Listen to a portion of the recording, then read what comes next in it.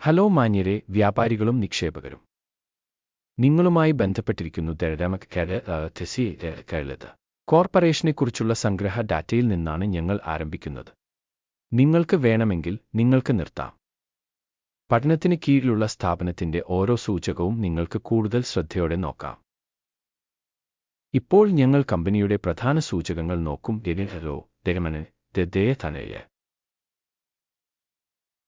2025 April 18 വിവരങ്ങൾ ഉപയോഗിച്ചാണ് ഈ അവലോകനം നടത്തിയത്.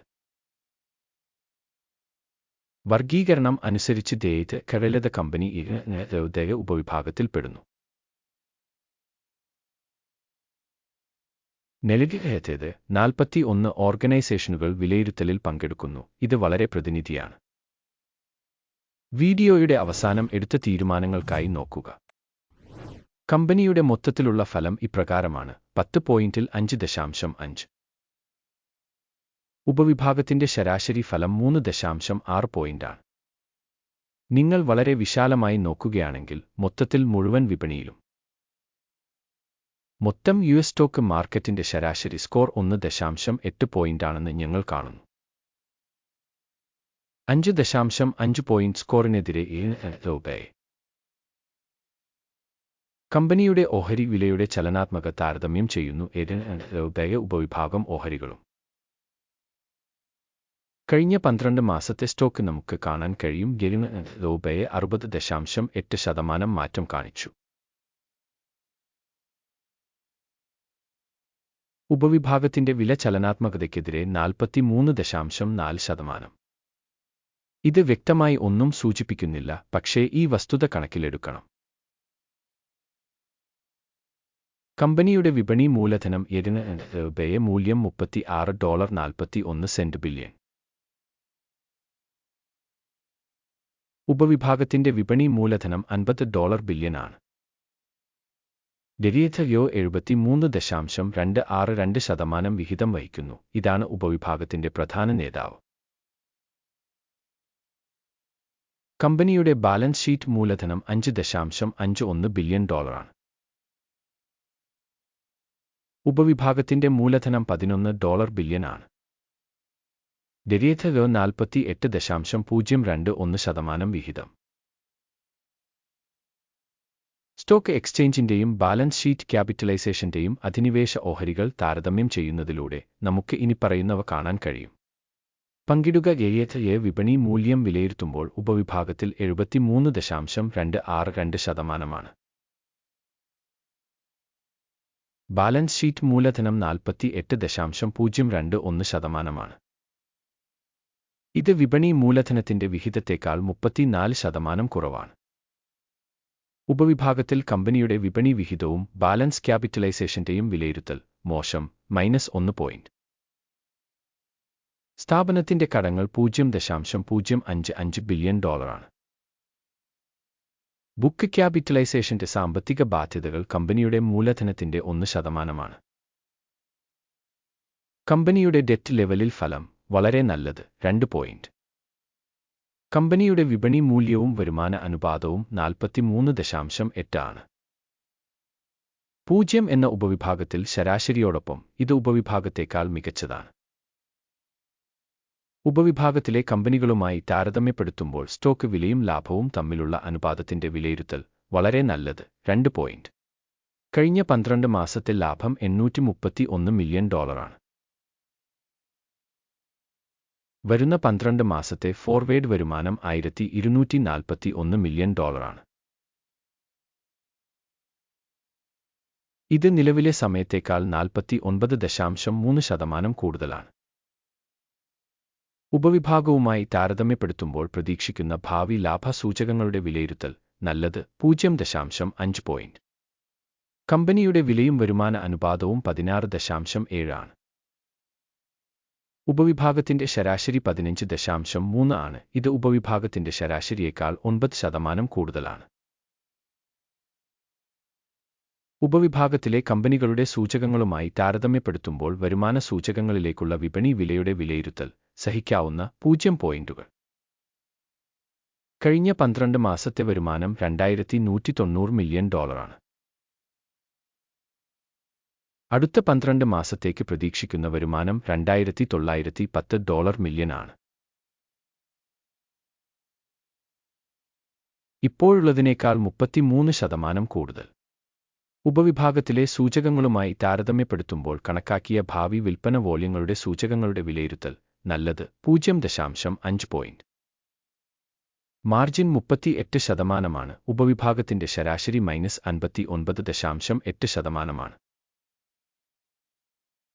ഉപവിഭാഗ ശരാശരിയും കമ്പനിയുടെ പ്രകടനവും തമ്മിലുള്ള വ്യത്യാസം 97.9%. ഉപവിഭാഗത്തിലെ സൂചകങ്ങളുമായി താരതമ്യപ്പെടുത്തുമ്പോൾ വിൽപ്പന മാർജിനുകളുടെ വിലയിരുത്തൽ നല്ലത് 0.5 പോയിന്റ്. ഉപവിഭാഗത്തിലെ ജീവനക്കാരുടെ എണ്ണം അനുസരിച്ച് കമ്പനിയുടെ വിഹിതം 33.241%. ഇത് വിപണി മൂലധന വിഹിതത്തേക്കാൾ 120% കുറവാണ്.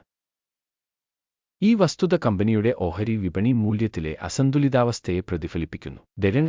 ദയയെ ഒരുപക്ഷേ പുനർമൂല്യനിർണ്ണയത്തിലേക്ക്. സ്ഥാപനത്തിലെ ഓരോ ജീവനക്കാരന്റെയും മൂലധനം $22,767,000. ഉപവിഭാഗത്തിന് $10,330,000. ഉപവിഭാഗ ശരാശരിയും കമ്പനിയുടെ പ്രകടനവും തമ്മിലുള്ള വ്യത്യാസം 120.4%. ഉപവിഭാഗത്തിലെ സൂചകങ്ങളുമായി താരതമ്യപ്പെടുത്തുമ്പോൾ ഒരു ജീവനക്കാരന്റെ മൂലധനത്തിന്റെ അളവ് കണക്കാക്കൽ സഹിക്കാവുന്ന 0 പോയിന്റുകൾ. ഒരു ജീവനക്കാരന്റെ ലാഭത്തിന്റെ അളവ് $519,900 ആണ്. ഉപവിഭാഗത്തിന്റെ ശരാശരി -$404,300. കൂടാതെ ഉപവിഭാഗത്തിനും കമ്പനിയുടെ സൂചകങ്ങൾക്കും ശരാശരി തമ്മിലുള്ള വ്യത്യാസം 924,000 ആണ്. ഉപവിഭാഗത്തിലെ കമ്പനികളുടെ സൂചകങ്ങളുമായി താരതമ്യപ്പെടുത്തുമ്പോൾ ഒരു ജീവനക്കാരൻ ലാഭത്തിന്റെ വിലയിരുത്തൽ നല്ലത് 0.5 പോയിന്റ്. കമ്പനിയിലെ ഓരോ ജീവനക്കാരന്റെയും വിൽപ്പന അളവ് $1,367,000 ആണ്. ഉപവിഭാഗത്തിൽ $676,000 ഉണ്ട്. ഉപവിഭാഗത്തിലെ ശരാശരിയും കമ്പനിയുടെ പ്രകടനവും തമ്മിലുള്ള വ്യത്യാസം 102%. ഉപവിഭാഗത്തിലെ സൂചകങ്ങളുമായി താരതമ്യപ്പെടുത്തുമ്പോൾ ഒരു കമ്പനി ജീവനക്കാരന്റെ വരുമാനം കണക്കാക്കൽ നല്ലത് 0.5 പോയിന്റ്. ഹ്രസ്വ ഓഹരികൾ 3.5%വുമായി യോജിക്കുന്നു. ഉപവിഭാഗത്തിന് ശരാശരി 7%. ഇത് സാധ്യമായ ഷോർട്ട് സ്ക്യൂസിന്റെ സൂചകമാണ്.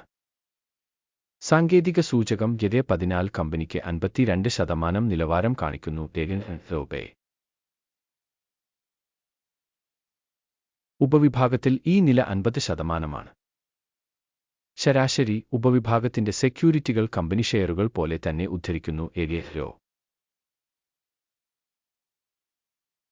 കമ്പനിയുടെ ഓഹരികളുടെ യഥാർത്ഥ വില ഏകദേശം $596 ആണ്.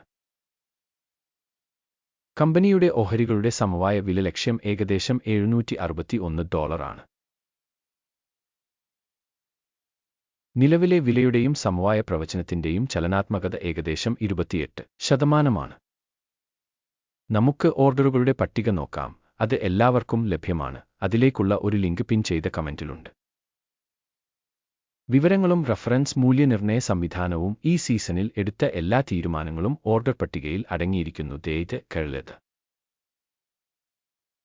Order ടേബിളിലേക്കുള്ള access സൗജന്യവും തുറന്നതുമാണ്. പിൻ ചെയ്ത കമന്റിലെ ലിങ്ക്. സെക്യൂരിറ്റീസ് മൂല്യനിർണ്ണയത്തിന്റെ ഫലങ്ങൾ അടിസ്ഥാനമാക്കി വിവരങ്ങളും റഫറൻസ് സംവിധാനവും ഒരു തീരുമാനം എടുത്തിട്ടുണ്ട്. ഒരു ഷെയറിന് $596.2 എന്ന നിരക്കിൽ ഒരു വാങ്ങൽ ഓർഡർ തുറക്കുക. കമ്പനിക്ക് സാമാന്യം ഉയർന്ന മൂല്യമുള്ളതിനാൽ ഓർഡർ തുറന്നു. കമ്പനിയുടെ വിലയിരുത്തൽ മൂല്യനിർണ്ണയ രീതിയെ അടിസ്ഥാനമാക്കിയുള്ളതാണ്. അക്കിമിന്റെ സൂചിക ലാഭം 654.27 ആയി സജ്ജീകരിച്ചിരിക്കുന്നു. സ്റ്റോപ്പ് ലോസ് 538.13 ആയി സജ്ജീകരിച്ചിരിക്കുന്നു. ലാഭം അല്ലെങ്കിൽ സ്റ്റോപ്പ് നഷ്ടം വഴി ഓർഡർ അടച്ചിട്ടില്ലെങ്കിൽ. ഈ സാഹചര്യത്തിൽ 2025 മെയ് 18 സെഷന്റെ അവസാനം ഓർഡർ സ്വതന്ത്രമായി അവസാനിക്കും. അല്ലെങ്കിൽ ഈ തീയതിക്ക് മുമ്പുള്ള അവസാന വ്യാപാര ദിനത്തിൽ. ടിക്കർ വിൽപ്പനയ്ക്ക് ഒരു ബാലൻസിംഗ് ട്രേഡ് ആയിരിക്കും. ബാലൻസിംഗ് ട്രേഡിനെ കുറിച്ചുള്ള വീഡിയോ ഈ ചാനലിൽ ഇതിനകം പ്രസിദ്ധീകരിച്ചതോ ആയിരിക്കും. ഓർഡറുകളിലൊന്ന് അടയ്ക്കുമ്പോൾ പ്രധാന അല്ലെങ്കിൽ ബാലൻസിംഗ്. മറ്റൊരു ഓർഡർ നിലവിലെ തലത്തിൽ അടച്ചു. ഈ വീഡിയോ കാണുന്നതിനും വിവര സംവിധാനം ഉപയോഗിച്ചതിനും പൊതുജനങ്ങൾക്ക് വളരെ നന്ദി. ഡെറ്റൻറ്റ് കകളത്. നിങ്ങളാണ് മികച്ച പ്രേക്ഷകർ.